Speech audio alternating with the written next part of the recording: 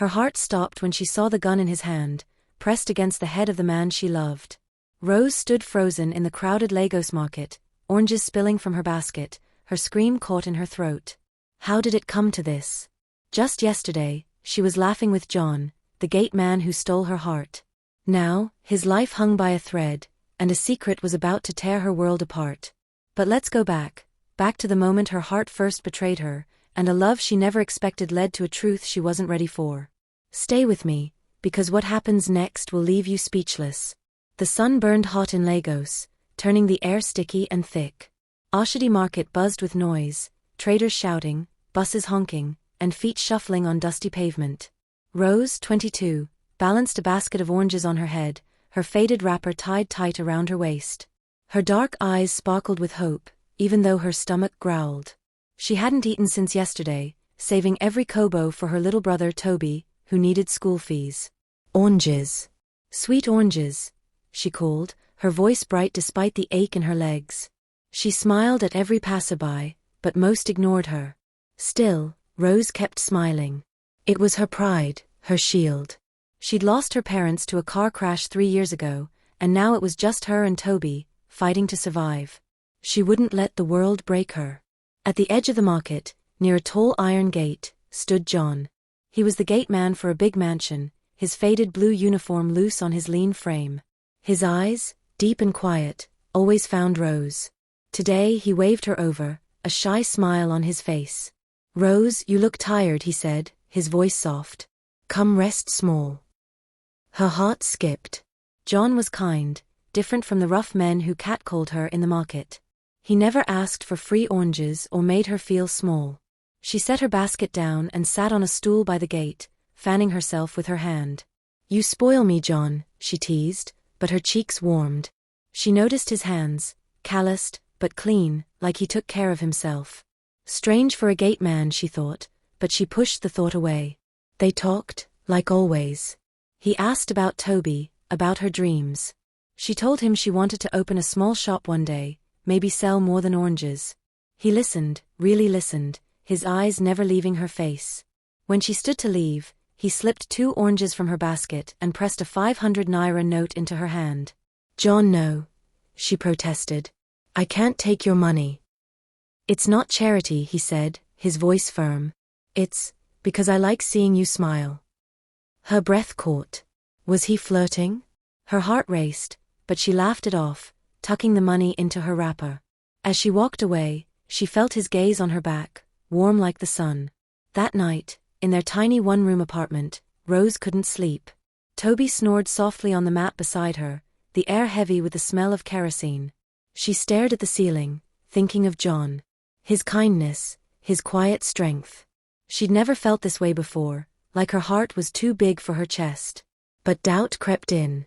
He was just a gate man, poor like her. Could she afford to dream of love when life was so hard? The next day, the market was chaos. A rich man in a shiny SUV stopped to buy oranges. His name was Chief Okoye, a big man in Lagos with a loud laugh and cold eyes. He wore a gold watch that glinted in the sun, and his driver stood by, holding an umbrella over his head. "Fine girl, your oranges sweet?" Chief asked, his voice oily.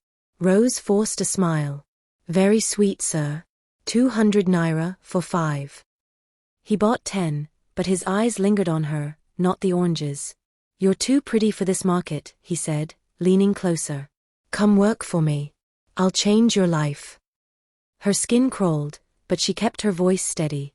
"Thank you, sir, but I'm fine here." Chief's smile faded. "You'll change your mind," he said, tossing her a 1,000 naira note like it was nothing. As he drove off, Rose felt a chill. Men like Chief didn't take no lightly. She hurried to John's gate, needing his calm to wash away Chief's words. But John wasn't alone. A man in a suit stood with him, talking fast, his hands waving. Rose stopped, hiding behind a stall. The man looked angry, pointing at John like he was in trouble. John's face was hard, not the soft smile she knew. He said something sharp, and the man backed off, muttering. When the man left, Rose stepped out. "John, who was that?" she asked, her voice small. He blinked, surprised, then grinned. "Nobody. Just Someone asking for directions. His lie stung. She could see it in his eyes, he was hiding something. But she didn't push. Instead, she sat with him, sharing a Coke he bought her.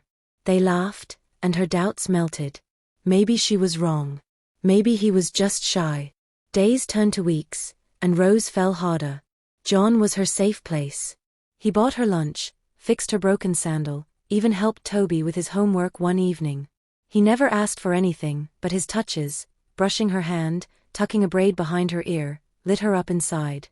She started dreaming of a future, her shop, John by her side, Toby in school. It felt possible. But the market wasn't kind. Chief Okoye kept coming back, his offers growing bolder. "Be my girl," he said one day, his hand grazing her arm. "I'll give you a house, money, anything." Rose yanked away. "I'm not for sale," she snapped, her voice shaking. Chief's eyes narrowed, and he left without a word. That night, she told John, expecting him to be angry for her. But he just listened, his jaw tight, his eyes distant. "You need to be careful," he said finally. "Men like him, they're dangerous." His words scared her, but she trusted him. She leaned closer, her heart pounding. "John, why do you care so much?" He looked at her, his eyes soft but heavy. "Because, you're special, Rose. More than you know." Her breath hitched. Was this it? Was he saying he loved her? Before she could ask, a car horn blared, and he stood to open the gate, the moment gone. The next day, everything changed. Rose was at the market, selling oranges, when a woman approached. She was tall, dressed in a tight red dress, her lips painted bright. She looked at Rose like she was dirt. "You're the orange girl John's wasting his time with," the woman sneered. Rose's heart sank. "Who are you?" "I'm Linda," she said, her voice sharp. "John's fiancée." The world tilted. Rose's basket slipped, oranges rolling everywhere. "No," she whispered. "You're lying." Linda laughed, cold and cruel. "Ask him yourself. He's been playing you, village girl. He's not who you think." Rose's chest burned, tears stinging her eyes. She ran to the gate, her heart screaming. John was there, polishing the gate's lock, humming softly. He looked up, and his smile faded when he saw her face. "Rose, what's wrong?" he asked, stepping closer. "Is it true?" she choked out. "Are you engaged?" His face froze. For a moment, he said nothing, and that silence broke her. "Rose, listen." "No," she shouted, tears falling. "You lied to me. I trusted you." She turned to run, but he grabbed her arm. "Please, it's not what you think. I can explain." "Let me go," she screamed, pulling free. She ran, her sandals slapping the pavement, her heart shattered. The market blurred around her, voices fading. She'd been a fool, believing in love when life always kicked her down. That night, Toby found her crying in their room. "Sis, what happened?" he asked, his small hands on her face. She hugged him tight, unable to speak. Her pride was gone, her trust betrayed. She vowed never to see John again. But fate had other plans. The next morning, Rose went to the market, determined to forget him. She was stacking oranges when a shadow fell over her. It was Chief Okoye, his gold watch gleaming, his smile wide. "You look sad, orange girl," he said. "Trouble with that Gateman? I told you, you deserve better." "Leave me alone," Rose muttered, turning away. But Chief grabbed her wrist, hard. "Don't be stupid," he hissed. "I get what I want. And I want you." Fear shot through her. She yanked free, but Chief's driver blocked her path. The market was too loud, no one noticed. Her heart pounded, her eyes darting for help. And then she saw him. John. He was running toward her, his face fierce. "Let her go," he shouted, shoving the driver aside. Chief laughed, but John stood tall, his eyes blazing. "You think you can touch her?" John said, his voice low, dangerous. "You're done." Chief's smile vanished. He snapped his fingers, and the driver pulled a gun, pressing it to John's head. Rose screamed, oranges spilling, her world collapsing. The market froze, eyes turning to them. "John, no," she cried, her voice breaking. John didn't flinch. His eyes locked on hers, calm, steady.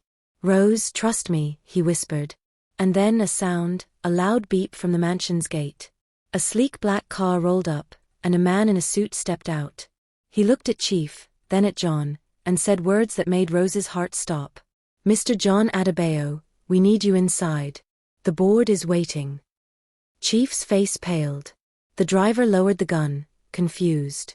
Rose stared at John, her mind spinning. Mr. Adebayo? The board? Who was this man she loved?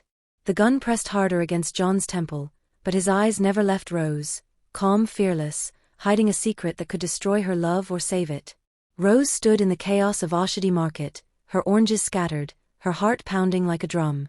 The man in the suit had just called John Mr. Adebayo, and the word board echoed in her mind. Who was John? A gateman, a liar, or something else entirely? Chief Okoye's driver held the gun, and the crowd watched, breathless. Rose wanted to scream, to run, but her feet were glued to the ground. This was the moment everything changed, the moment she'd learn the truth about the man who broke her heart. "Stay with me, because what happens next will make your jaw drop." The market air was thick, smelling of sweat and diesel. Rose's eyes locked on John, his face steady despite the gun. Chief Okoye's laugh cut through the silence, sharp and cruel. "You, a big man? A gateman fooling this girl?" he mocked, nodding at Rose. "Tell her the truth, or my driver ends you now." John's jaw tightened, but he didn't speak. The man in the suit stepped forward, his voice firm. "Chief Okoye, lower that gun. You don't know who you're dealing with." Chief's smile faltered, but he waved his hand. The driver hesitated, then stepped back, the gun still raised. Rose's knees shook. She wanted to believe John, to trust the man who made her laugh, who held her hand like she was precious. But Linda's words, "He's my fiancé," burned in her mind. And now this? A board? A suit calling him Mr. Adebayo? "John," she whispered, her voice breaking. "Who are you?" He turned to her, his eyes soft but heavy with something she couldn't name. "Rose, I'm sorry. I never meant to hurt you. Please let me explain, later." "Later?" she snapped, tears spilling. "You lied to me. I trusted you," and now her voice cracked, and she clutched her chest, the pain too big for words. The crowd murmured, phones out, recording the drama. Chief Okoye smirked, enjoying the show. But the man in the suit wasn't done. He pulled out a phone and spoke fast, his words too low for Rose to hear. Moments later, 2 police vans screeched into the market, sirens blaring. Officers jumped out, guns drawn, shouting, "Chief Okoye, drop the weapon." Chief's face twisted with rage. "You think you can touch me?" he roared, but the officers closed in. His driver dropped the gun, hands up, and Chief was shoved against his SUV, cuffs snapping on his wrists. The crowd cheered, but Rose didn't care. Her eyes were on John, who stood quietly, the man in the suit whispering in his ear. She marched toward him, her heart a storm of anger and love. "Tell me the truth, John. Now." He nodded, his face tired. "Not here. Come with me." She hesitated. Trusting him again felt like stepping off a cliff. But her heart, foolish as it was, still beat for him. She followed him through the market, past staring traders, to a sleek black car parked by the mansion gate. The man in the suit opened the door, and John gestured for her to get in. "Rose, please," he said, his voice gentle. "I owe you this." Against her better judgment, she slid inside. The car smelled of leather, cool and clean, nothing like the dusty market. John sat beside her, and the suit man drove, silent. Rose's hands shook in her lap. She felt small, out of place, her faded wrapper stained with orange juice. "Where are we going?" she asked, her voice sharp. "My house," John said softly. She laughed, bitter. "Your house?" "The gateman's shed." He didn't answer, just looked out the window. The car turned into a koyi, where big houses hid behind tall fences. It stopped at a gate, not the one John guarded, but a grander one, with gold trim and cameras. The gate slid open, revealing a mansion that stole Rose's breath. Glass windows sparkled, flowers bloomed in perfect rows, and a fountain sprayed water that caught the sun like diamonds. John stepped out and offered his hand. She ignored it, climbing out herself, her sandals loud on the stone path. "What is this?" she demanded. "My home," he said, his voice low. "My real home." Her heart stopped. "You're joking." He shook his head. "I'm John Adebayo, CEO of Adebayo Group. This is my family's house. I've been hiding who I am." Rose's legs wobbled. "CEO? Family house?" She looked at him, his faded uniform, his quiet smile, and saw a stranger. Police had been right, she'd been lied to, used. "You're a billionaire?" she choked out.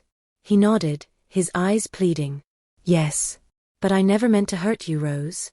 I wanted to know you, really know you, without my money changing things." Her head spun. A billionaire. The man who bought her Coke, who fixed her sandal, was rich beyond her dreams. And he'd lied. The pain hit fresh, like a knife in her chest. "You played with my heart," she whispered, tears falling. "You made me love you, and it was all a game." "No," he said, stepping closer. "It was never a game. I love you, Rose. I've loved you since the day you smiled at me in the market." "Then why lie?" she shouted, her voice echoing in the quiet garden. "Why pretend to be poor?" He ran a hand through his hair, his face torn. "Because everyone wants something from me, money, power, favors. I was tired of it. I wanted to be normal. To find someone who loved me for me, not my name. When I met you, I knew you were different.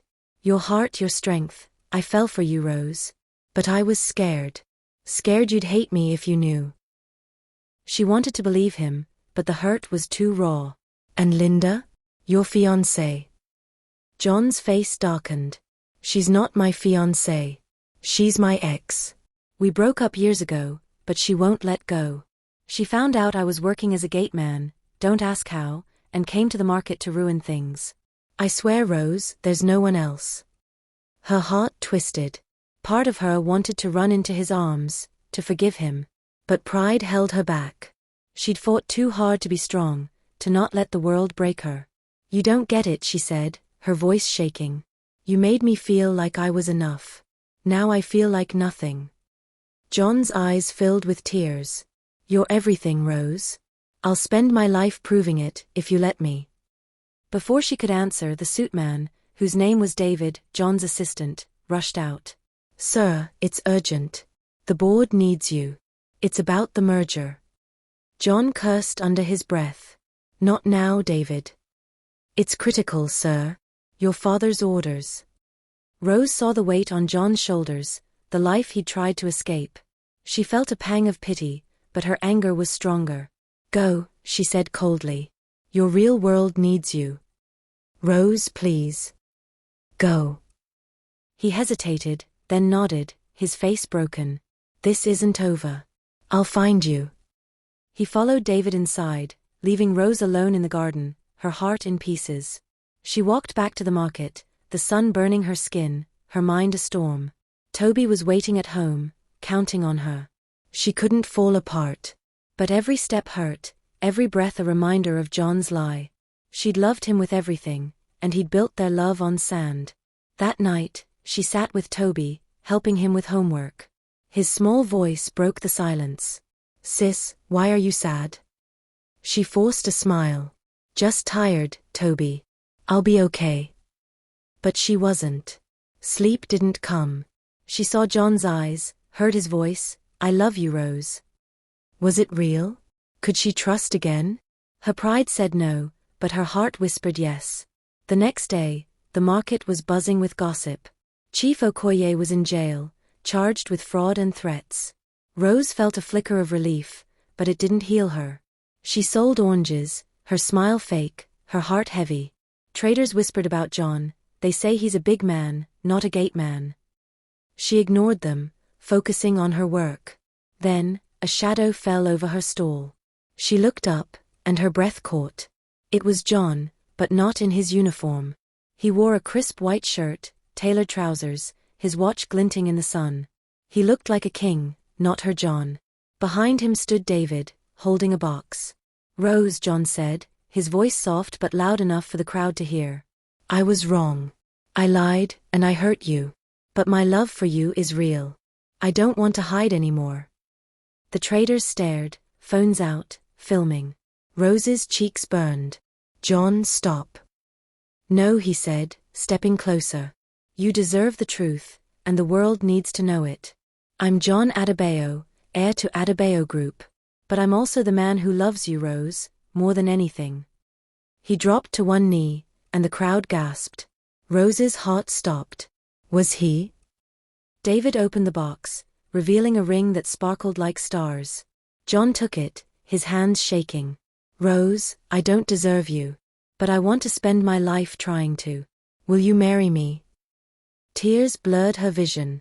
The market was silent, waiting. She saw Toby in her mind, their tiny room, their hard life. She saw Chief's cruelty, Linda's lies. And she saw John, his smile, his kindness, his betrayal. Her pride screamed no, but her heart wanted to leap. Before she could speak, a woman's voice cut through the crowd. He's lying again. It was Linda, pushing forward, her red dress tight, her eyes wild. He's not just a billionaire. He's hiding something bigger. Tell her, John, tell her about the deal. Rose's stomach dropped. John's face paled, his hand frozen with the ring. Linda, shut up, he hissed. But Linda laughed, turning to Rose. He's selling his company to a foreign group. They'll take over Lagos, raise prices, push out small traders like you. He's been lying to everyone, not just you. The crowd murmured, angry now. Rose looked at John, her heart breaking all over again. Is it true? She whispered. John stood, his face torn. It's complicated. The deal isn't final. I was trying to protect jobs too. Stop, Rose said, her voice cold. You're still lying. The reveal hit like a slap. John wasn't just a billionaire, he was making choices that could hurt people like her, people who fought to survive. The man she loved was a stranger, again. Rose stepped back, tears streaming. I loved you, she said, her voice loud, raw. I gave you my heart, and you broke it twice. I'm not your toy, John. I'm Rose, and I'm enough. She turned, pushing through the crowd, their cheers fading. John called her name, but she didn't stop. Her heart was shattered, but her pride burned bright. She wasn't just an orange seller, she was a fighter, a sister, a woman who'd never let lies define her. Back home, she hugged Toby, his warmth her anchor. We're okay, she whispered, more to herself than him. We'll always be okay. The next day, she went to the market, head high, basket balanced. Traders clapped as she passed, calling her Orange Queen. She smiled, real this time. John's ring, his lies, his world, they weren't hers. Her world was here, with Toby, with her oranges, with her strength. She'd lost love, but she'd found something better, herself. And so, Rose walked away from a billionaire's lies, choosing her pride, her heart, her truth. What would you have done? Would you have taken the ring, or walked away like Rose? Drop your thoughts in the comments, hit that like button, and subscribe for more stories that'll make you laugh, cry, and cheer. Share this with your friends. Let's spread Rose's story far and wide. Until next time, stay strong, stay true, and keep shining. See you soon.